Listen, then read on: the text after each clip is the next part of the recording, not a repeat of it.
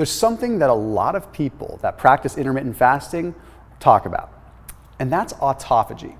Now, I'm going to explain what autophagy is in just a second, but the purpose of this video is to teach you that due to the fact that your body produces ketones during a fast, autophagy isn't quite as important as you might be thinking.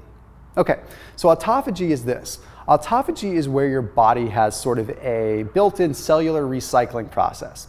Think of it like your cell's little Pac-Man. And this Pac-Man opens up and eats all these old components of the cell that don't need to be used anymore. Now, why is this important when it comes down to fasting? Well, think about this. Let's say you haven't eaten for 16, 20 hours. You don't have any nutrients coming in, so your body has no choice but to try to find and conserve food from other places. So it takes components of the cell that are not really being used or fragmented portions of DNA that aren't being used and uses them as fuel.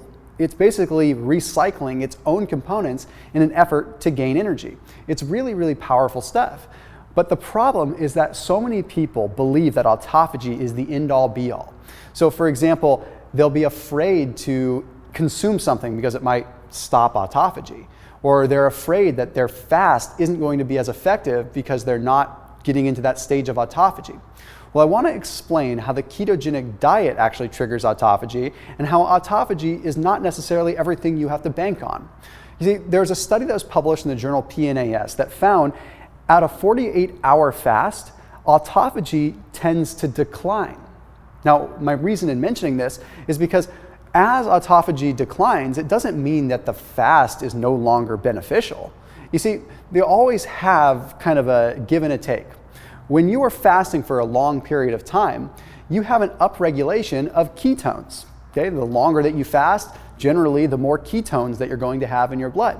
Now, ketones have a world of benefits, right? They have genetic properties, they have ultimately macronutrient properties, they have abilities to fuel the brain. They're a very powerful thing. But as ketones upregulate, we tend to see a little bit of a decline in autophagy at the micro level with fasting. And this is simply because the ketones that are elevating throughout the fast are actually stopping the breakdown of proteins.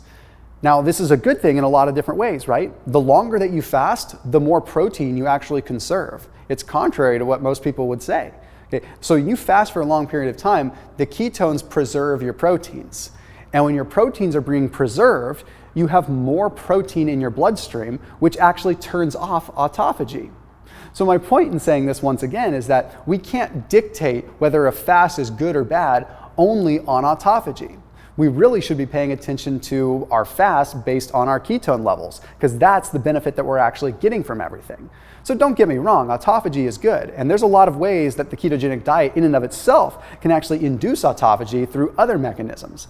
But for the simple on-off switch that has to do with fasting, the measurement that you should be looking at more than anything is your ketones. You're going to drive yourself absolutely up the wall trying to wonder if you have a high degree of autophagy occurring or not. And the fact is, unless you have access to a multi-million-dollar lab, you're never going to know.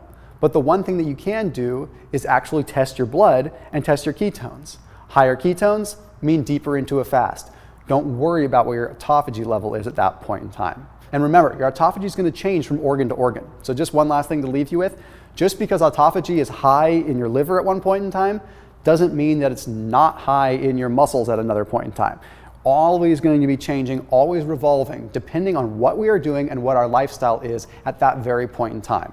But the one common denominator, the one gold standard that we can always lean on is testing your ketones. And that's why you leave the measuring to the meter and leave that guesswork out of the equation. I'm Thomas DeLauer, and I'll see you in the next Keto-Mojo video.